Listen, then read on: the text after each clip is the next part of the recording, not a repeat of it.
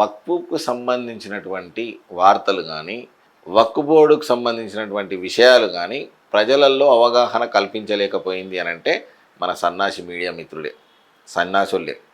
ఎందుకు అని అంటే ఉన్నది ఉన్నట్టు చెప్పాలి. వక్ఫ్ బోర్డు అనేది రద్దు చేయలేదు, వాటిలో కొన్నింటిని సవరణ చేసిర్రు. ఆ సవరణ అనేది ప్రజలకు ఎట్లాంటి ఎలాగ వివరించాలనేది జనాల్లోకి తీసుకుపోలేకపోయినాం.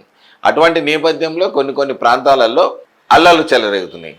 ఉదాహరణకు పశ్చిమ బెంగాల్ కావచ్చు, ఇప్పుడు కొన్ని కర్ణాటకలో కూడా అల్లర్లు స్టార్ట్ అయినాయట. ఎందుకంటే అక్కడ సన్నాసి గవర్నమెంట్ ఉంది కర్ణాటకలో, సో అక్కడ కూడా అల్లర్లు స్టార్ట్ అయినాయి. షరియా చట్టం అనేది ఎక్కడ ఉంటుంది? సిరియానో లేకుంటే ఆఫ్ఘనిస్తాన్లో ఇంకో ముస్లిం కంట్రీస్లలో ఉంటాయి.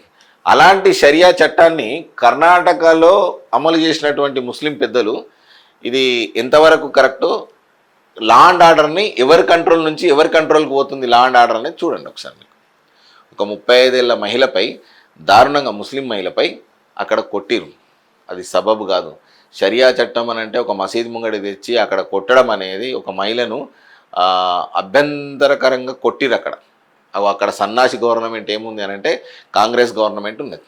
అలాంటి చట్టాలు కనుక అలాంటివి కనుక ఎవరికి వారే యమునా తీరే అన్నట్టు కనుక ఉంటే భారతదేశం అధోగతి పాలయ్యే అవకాశం ఉంది. అన్నాడుగా ఈ సన్నాసి, అన్నాడుగా రాముడే మనం మీ కాకన, సీతమ్మే మనం మీ షిన్యా అని అన్నాడుగా సన్నాసి పొయ్యి చూడు, అద్దెంకి దయాకర్ సన్నాసి పొయ్యి చూడాడ, చూస్తే నీకు అర్థమవుతుంది. వక్ఫ్ ఆస్తుల జోలికి వెళ్ళం, తదుపరి విచారణ వాయిదా వరకు యథాస్థితి. సుప్రీంకోర్టుకు కేంద్ర ప్రభుత్వం వెల్లడి. కొత్త చట్టంపై స్టే ఇవ్వొద్దని అభ్యర్థన. అంగీకరించిన ధర్మాసనం. అభ్యంతరాలపై జవాబిచ్చేందుకు వారం గడువు.